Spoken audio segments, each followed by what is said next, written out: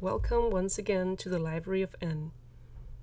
We will continue reading Girl Interrupted by Susanna Kaysen. Fire. One girl among us had set herself on fire. She used gasoline. She was too young to drive at the time. I wonder how she gotten hold of it.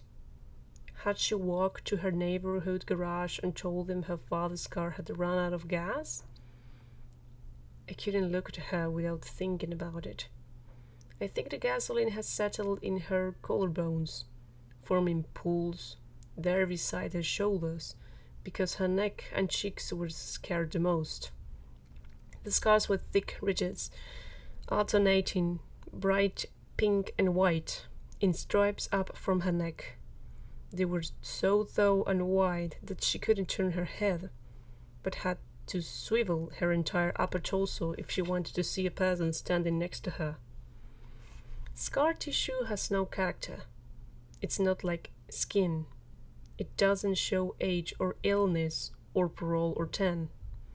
It has no pores, no hair, no wrinkles.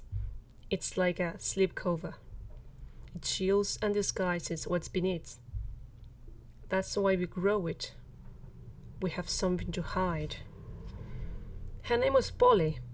This name must have seemed ridiculous to her in the days, or months, when she was planning to set herself on fire, but it suited her well in her slip-covered survival life.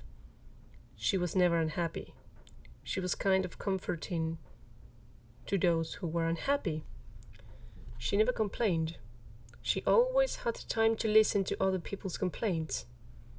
She was faultless in her impermeable tight pink and white casing. Whatever had driven her whispered "Die" in her once perfect, now scarred ear. She had immolated it. Why did she do it? Nobody knew. Nobody dared to ask. Because what courage!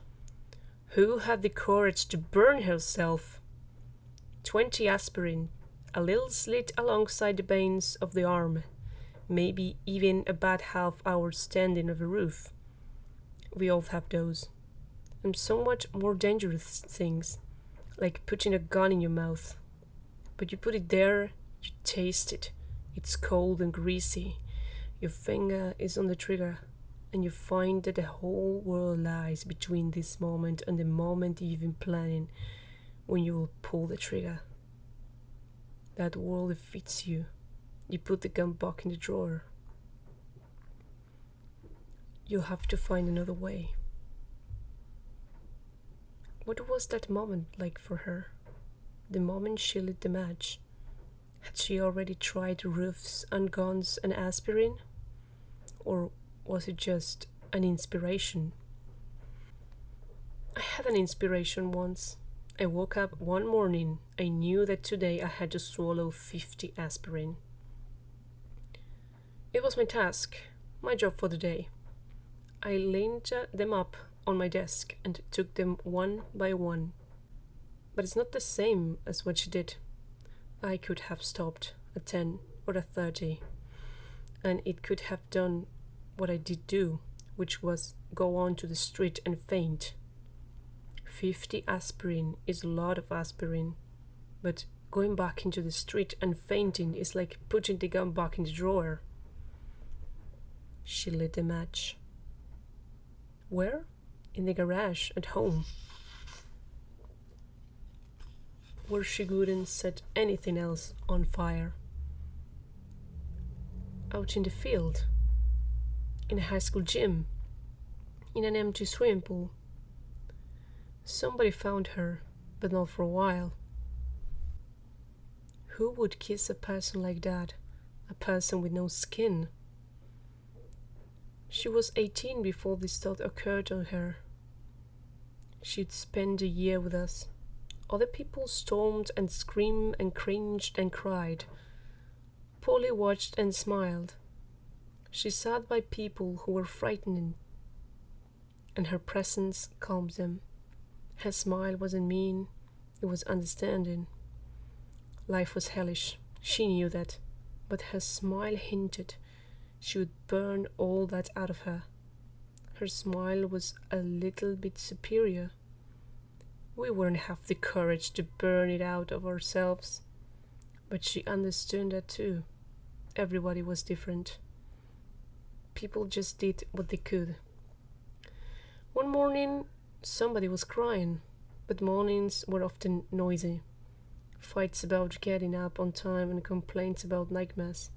Polly was so quiet, so unobtrusive a presence that we didn't notice she wasn't at breakfast.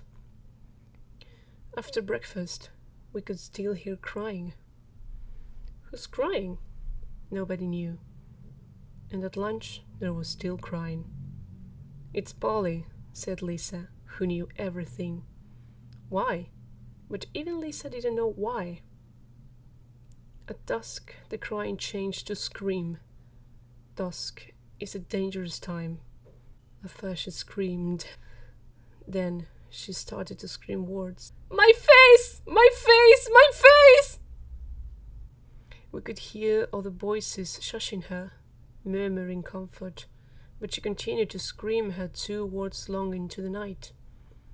Lisa said, Well, I've been expecting this for a while. And then I think we all realized what fools we'd been. We might get out sometime, but she was locked up forever in that body. Thank you so much for listening to the Library of M. Please, if you like the content, subscribe and leave a comment and share. See you next time.